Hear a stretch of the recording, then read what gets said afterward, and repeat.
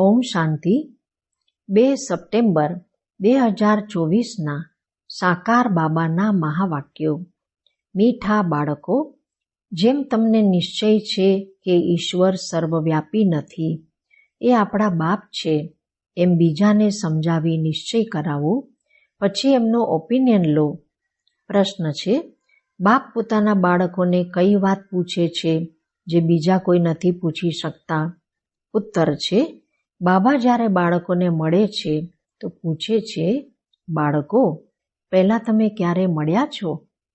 જે બાળકો સમજ્યા છે એ ઝટ કહે છે, હા બાબા, અમે 5000 વર્ષ પહેલા તમને મળ્યા હતા. જે નથી સમજતા તેઓ મૂંઝાઈ જાય છે. આવો પ્રશ્ન પૂછવાની અક્કલ બીજા કોઈને આવશે પણ નહીં. બાપ જ તમને આખા કલ્પના રહસ્ય સમજાવે છે. ઓમ શાંતિ.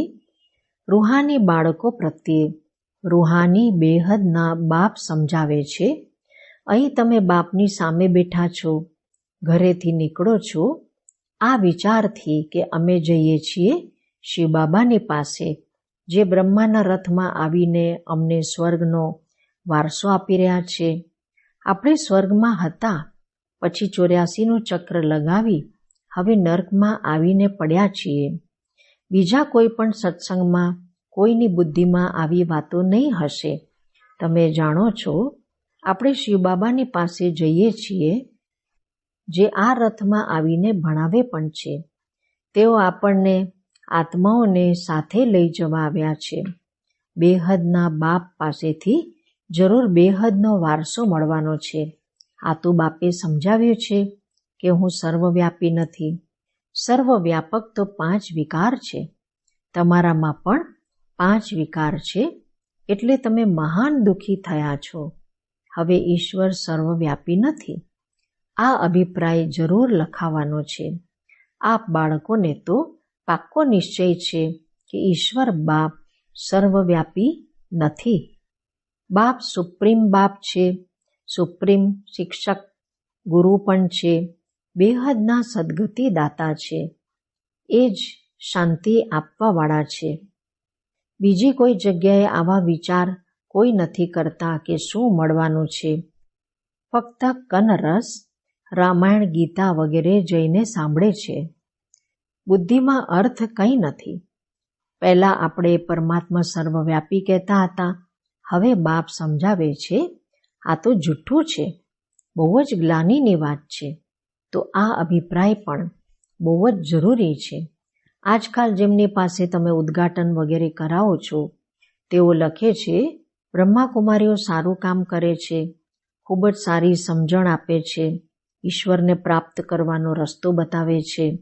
એનાથી લોકોના દિલ પર ફક્ત સારી અસર પડે છે.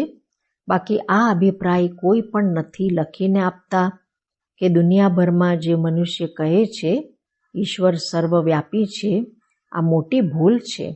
ઈશ્વર તો બાપ, શિક્ષક, ગુરુ છે.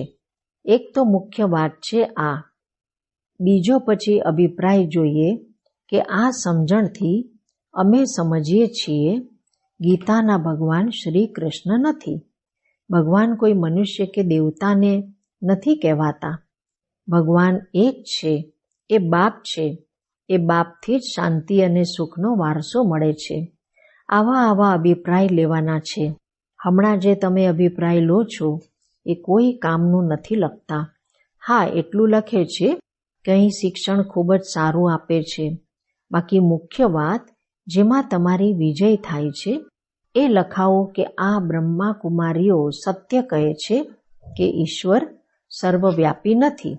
એ તો બાપ છે, એ જ ગીતાના ભગવાન છે. બાપ આવીને ભક્તિ માર્ગથી છોડાવી જ્ઞાન આપે છે.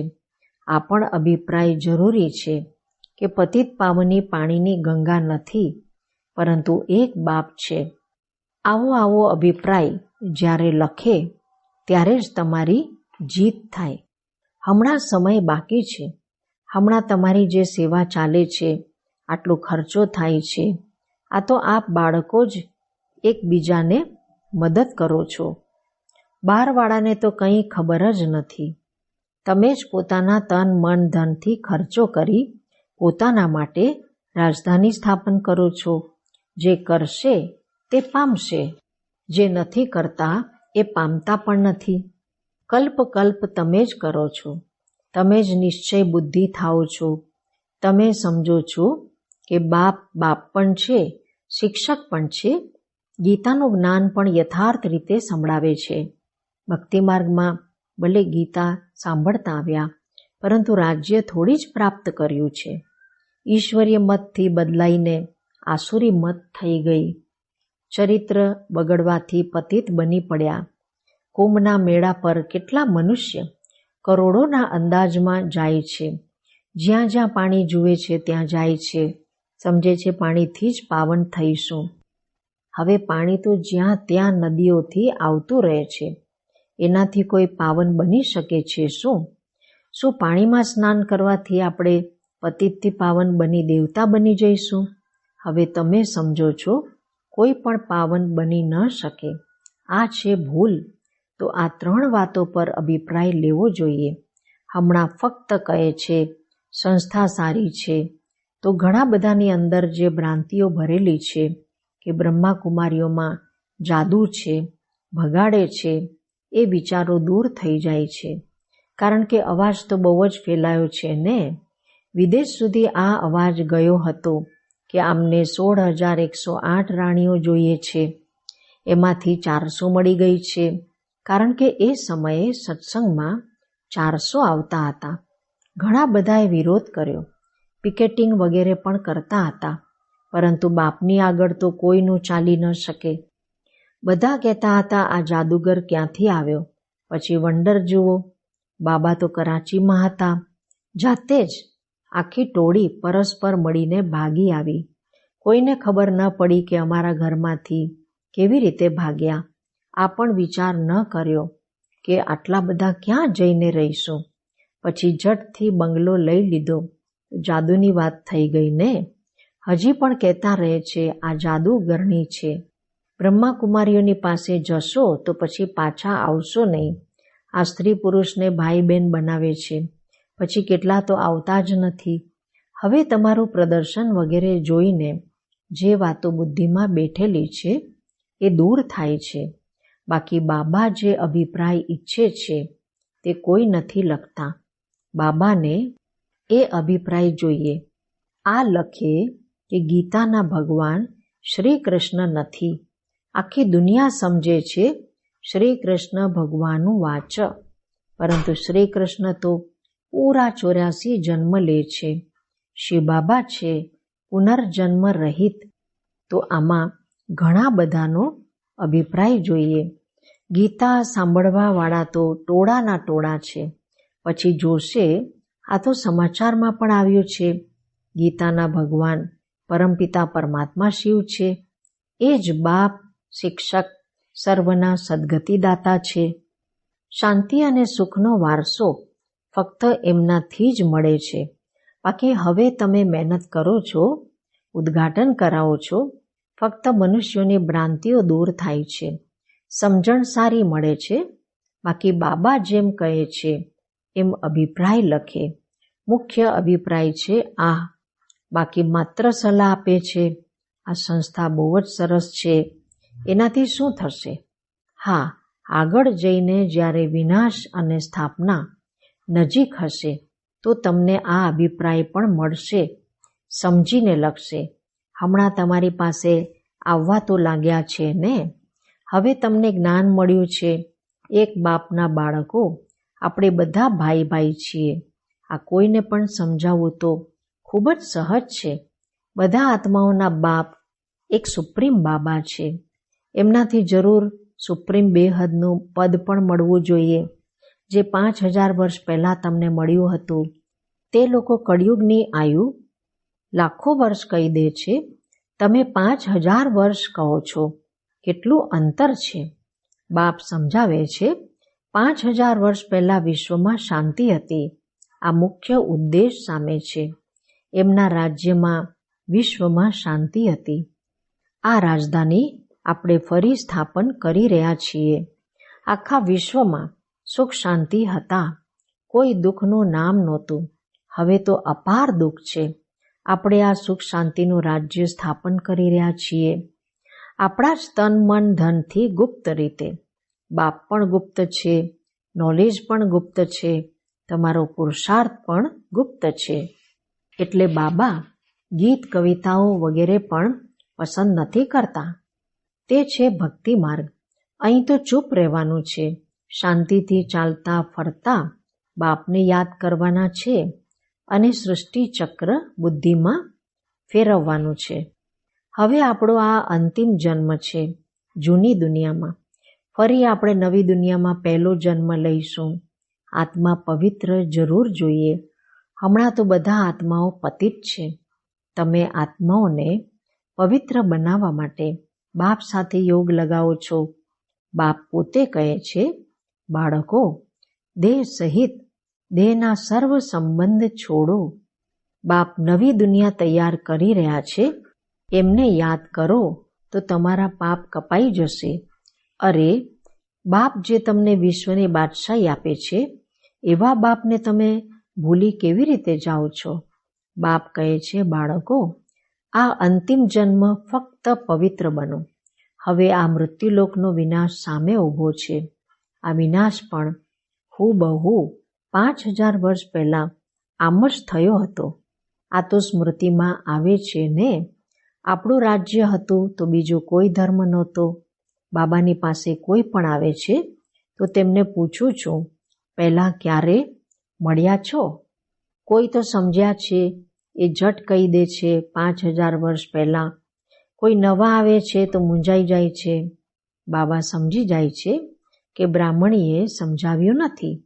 પછી કહું છું, વિચારો, તો સ્મૃતિ આવે છે. આ વાત બીજા તો કોઈ પણ પૂછી ન શકે.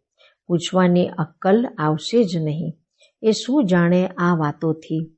આગળ ચાલીને તમારી પાસે બહુ જ આવીને સાંભળશે જે આ કુળના હશે. દુનિયા બદલવાની તો જરૂર છે. ચક્રનું રહસ્ય તો સમજાવી દીધું છે. હવે નવી દુનિયામાં જવાનું છે. આ જૂની દુનિયાને ભૂલી જાઓ. બાપ નવું મકાન બનાવે છે તો બુદ્ધિ એમાં ચાલી જાય છે. જૂના મકાનમાં પછી મમત્વ નથી રહેતું. આ પછી છે બેહદની વાત. બાપ નવી દુનિયા સ્વર્ગ સ્થાપન કરી રહ્યા છે. એટલે હવે આ જૂની દુનિયાને જોવા છતાં પણ નહીં જુઓ. મમત્વ પણ નવી દુનિયામાં રહે.